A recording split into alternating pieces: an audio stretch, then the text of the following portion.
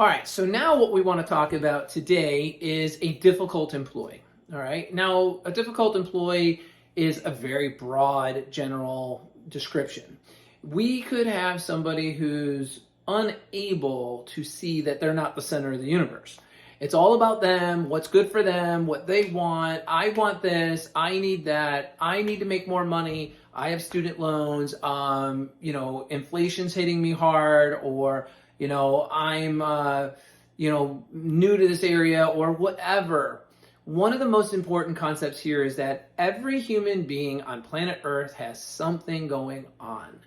Whether they choose to impose that and press that and push that upon those around them, or whether they choose to be of the nature of taking greater accountability and responsibility for themselves, their condition, their status, their plan for the future, their strategy for improving their quality of life. Not everybody sees the world like that. A lot of people try to see what you owe them, what you can give me, what you can provide me, and everything that you do that is contrary to what they preconceive, what their preconceived idea is about how the world should work, or about how things should work in this business or this practice, becomes a problem. You become the problem. You are the barrier. You're standing in their way. So how do we handle that kind of challenging employee?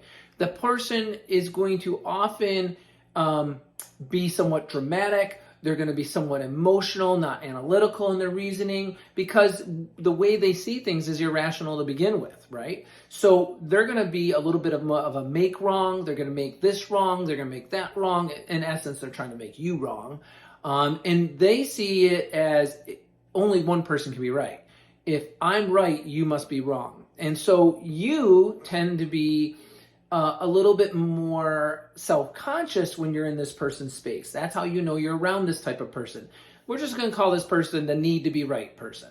The person who has a strong need to be right, make others wrong, make self right, and they only have one set of glasses, and that is theirs. It's got their initials right on it, and it's got a little heart with a picture of themselves on the other lens. And that's how they see the world, and what can you do for me, and aren't you here to provide me with a better living, or no.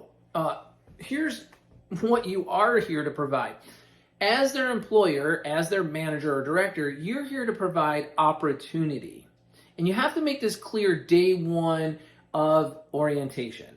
Day one of orientation is training the employee on how to be a good employee. I'm not interested in training them on their post yet, or teaching them how to do their job well, or what tools to use, or what skill development they have, whether they be a front desk office manager, a marketing coordinator, or any profession that you're looking at in business, whatever, any position.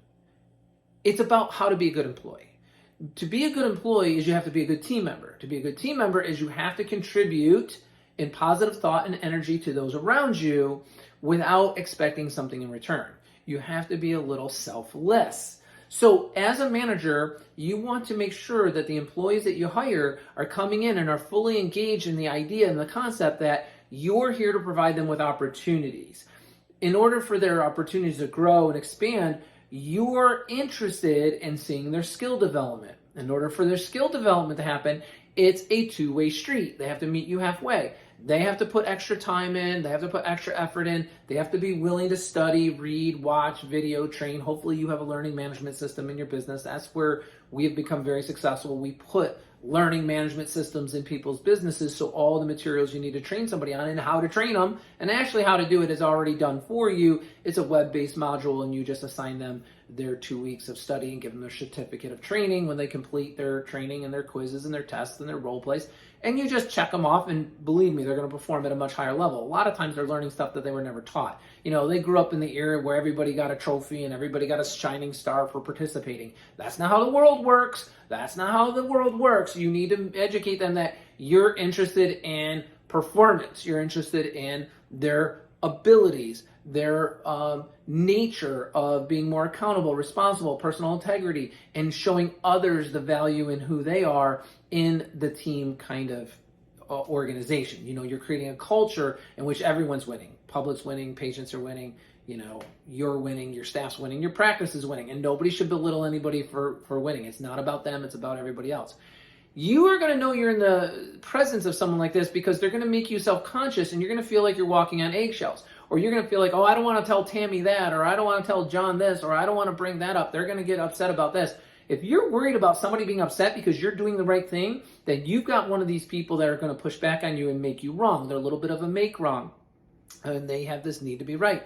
You need to stop that. You need to stop looking at the world through your employees' lenses, in that essence. When you know you've got a policy that has to be enforced, you know there's a procedure that is best for everybody, you know that there's a level of non-compliance going on with a particular employee, what are you going to do about it? Are you just going to pretend it's not happening? Are you going to ignore it? Because other people are going to see that, and they're going to come at you. Because they're going to start bending the rules and looking for that, and they're going to call favoritism if you pull them to the carpet and you're not holding this person to the carpet. Now, why wouldn't you do that? Probably because you're saying, well, I can't live without her, or well, I don't want to go back to hiring somebody to be a bookkeeper. I just had this person. It took me forever to get this person in here. You're going to justify the losing or the loss of this person who's already not working out for you. They're already giving you a hard time. They're giving you heartburn, stress, struggles. They're showing that they're walking around the hall with scissors pointing in the wrong direction. They're poking into people. They're bumping into things. They're causing trouble. What you need to do is have this person. So we know this, right? And we know that, well, let me give you an example. We know that we need to have somebody working in our schedule. Let's just look at the physical therapy practice model. We need somebody working and being 85% efficient clinically. 85%. I don't care if you're scheduling every 45 minutes, every 40 minutes, or someone's coming in every half hour staying 55 to 65 minutes, which is absolutely the best schedule in the world. But if whatever schedule you've landed on, for whatever reasons you've picked, you look at the total number of slots and see if that person's maintaining 85% efficiency. With your admin team, you're doing management action plans every Monday. You're putting a list of tasks and responsibilities that have to be done by Friday, and then you're checking up with them on Wednesday at the halfway point to make sure that they're making progress. And then they're reporting to you on Friday what, in fact, they did get done and didn't get done. Hopefully everything's off their list. And then they make a new management action plan for the upcoming week. So you're holding in accountability. You're pointing them in a direction. You're holding in discipline.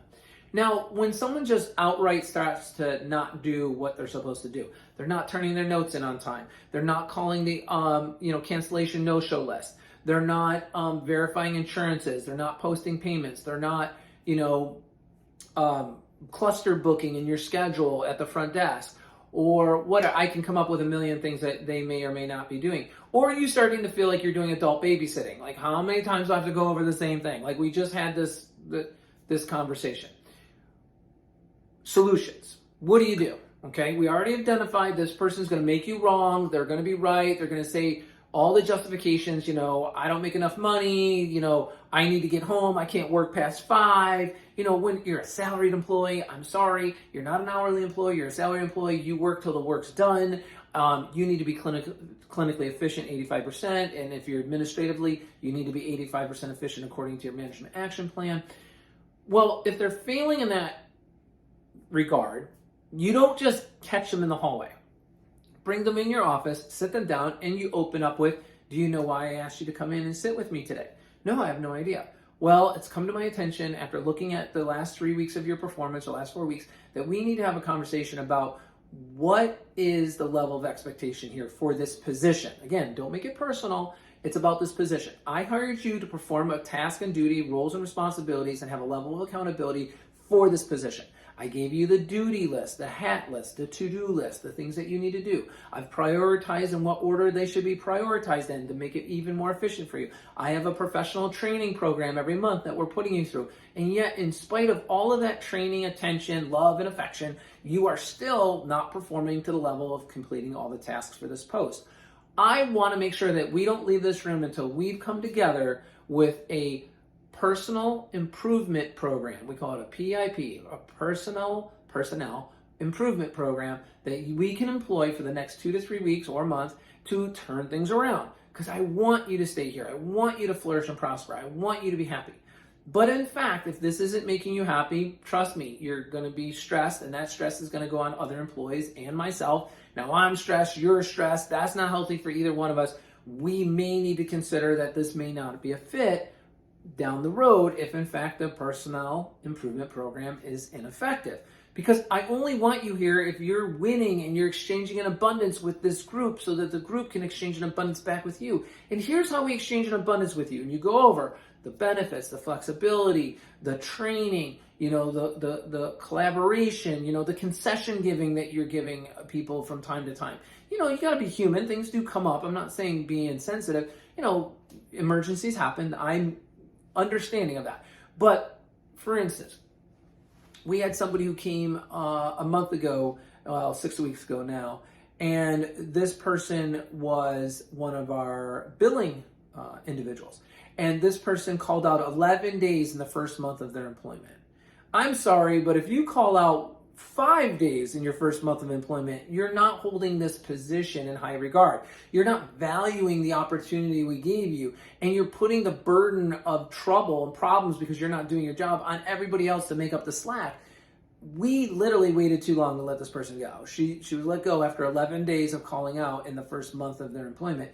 But my rule of thumb and my advice to you is anybody who calls out more than 5 business days in the first month, and it doesn't have to be mean. You got to be like, okay, so Leslie, it's really not working out. I need you here to work. That's what I hired you for. The work's not getting done. If you're not here, you have obviously things going on in your personal life. Why don't you take a month, get your business in order, get yourself organized and ready?